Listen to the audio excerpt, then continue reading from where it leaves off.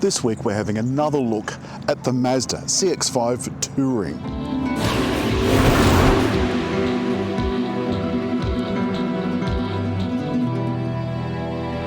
If there's one thing I like about Mazda is what you see is what you get.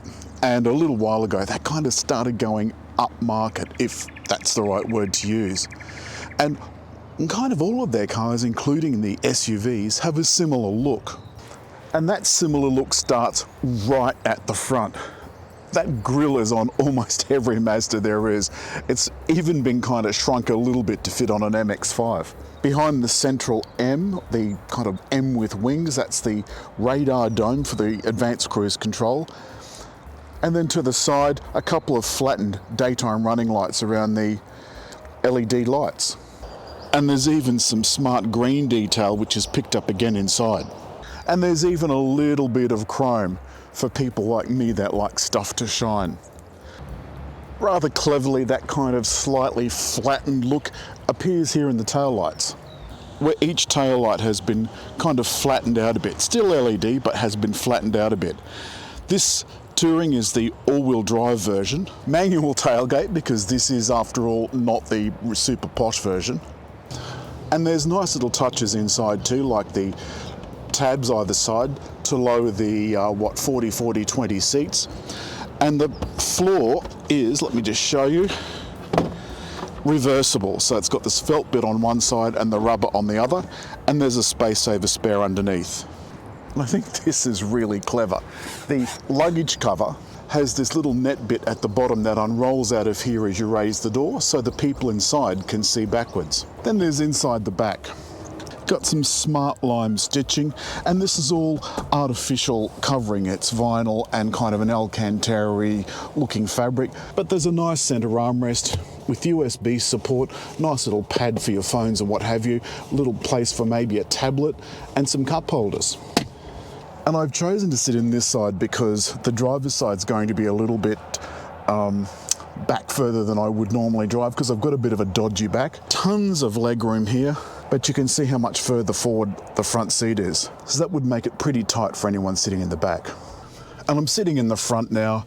I really like the feel, the ambience. I like these little lime highlights, and that's what I was saying was in the grille at the front. It's been picked up in the upholstery as well. And the whole thing feels really classy. It's been around for a little while. I think it's about 5 years old, but everything is soft. The tops of the doors, even the tops of the dash. The only thing that's slightly hard is the top of the heads-up display. And even this middle model has a head-up display. The dash, 3 dials, and the middle dial and the outer bits of the middle dial are LCD, and the bits on the side are just conventional dials and arrows and so forth. Now, that is a little bit behind some of the other brands, but I think you're getting what you pay for. At the next styling, no doubt it'll be all digital.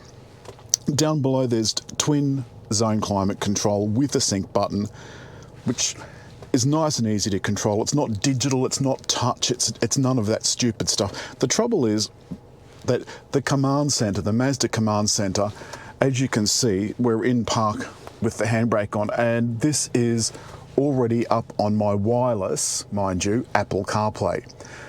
It's not a touch screen, and the problem is CarPlay is designed to work with a touch screen, and trying to work with this dial is maybe not as easy as you might think.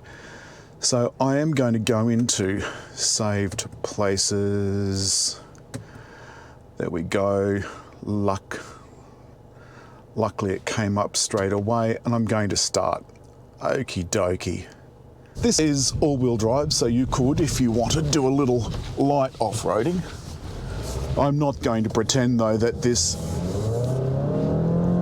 is either a sports car or an SUV that's fully into heavy, full off-roading. It just isn't.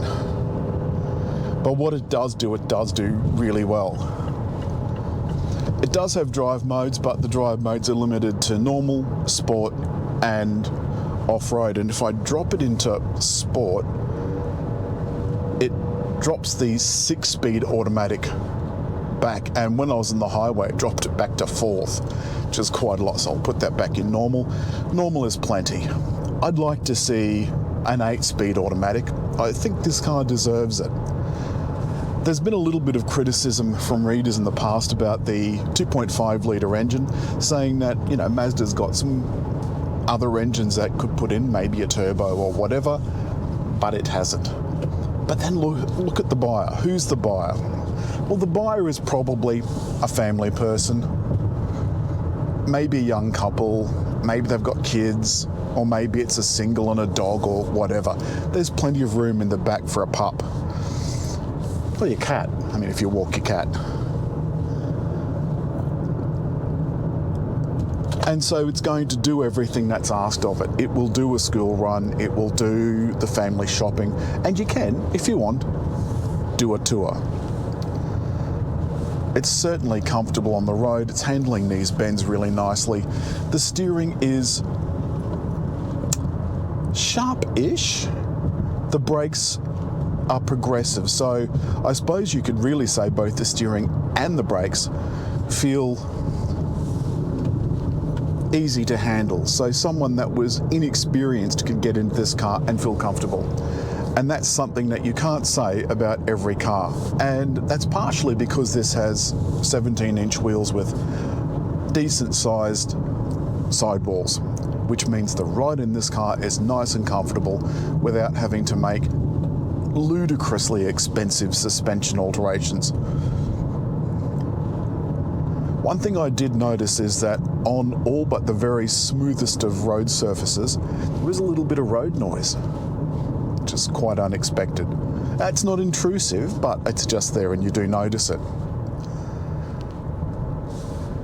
The other thing is that at speed, with so few controls here and everything being done from the command center, even doing things like changing the radio station, it's not as easy as it should be.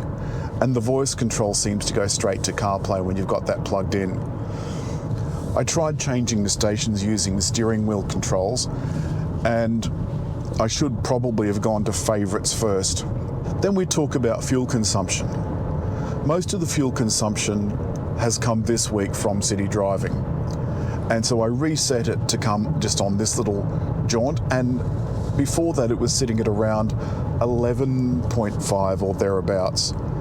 And that's higher than I would expect. But it was a lot of short trips, doing what you normally do, an airport run, grocery shopping and so forth. Now, this particular trip so far is 81 kilometers, and I'll touch base with you again at the end of it, and it's at 9.6. So I've picked you up on the highway, where we're humming along now merrily at 106, so I'll just bring us up to the speed limit. Okay, I've activated the active cruise control. Now it's keeping me a set distance from the car in front. The CX-5's got most of the safety gadgets you'd expect. It's got blind spot monitor and so forth. And the blind spot monitor also shows up in the head-up display, which is about here on the windscreen. It's quite a decent size. And this is one thing I've discovered, is trying to use this infotainment system while you're driving is really, really difficult, because you've got to look down to see what these buttons are, as opposed to, say, looking up here or touching the screen. So it's one thing that I really, really don't like. Ride on the highway is absolutely lovely. I can hear just the merest hint of wind noise outside, but just a touch. And now on this smooth section of tarmac, the cabin noise is negligible. I could very easily settle into this car for a long drive. Now we're in Sydney peak hour traffic in the afternoon, smack in the middle of town. And you know, this is where this is going to be doing most of its work. As I said, the school pickups and what have you, and it's kind of in school pickup time. After that little stint on the freeway, our fuel consumption is down to 8.3 litres per 100 kilometres. Now this is only going by what the car says, but you know, nonetheless. So to round up, CX-5 Touring does what it says on the box. It is reasonably handsome, nice in corners. It's not super sporty, but then it's not a sports car. That's all for the Mazda CX-5 Touring. Not a bad price. It's a great bundle, drives well, looks nice. It's a Mazda, you get what you pay for. As always, hit like, leave a comment, just over there to subscribe.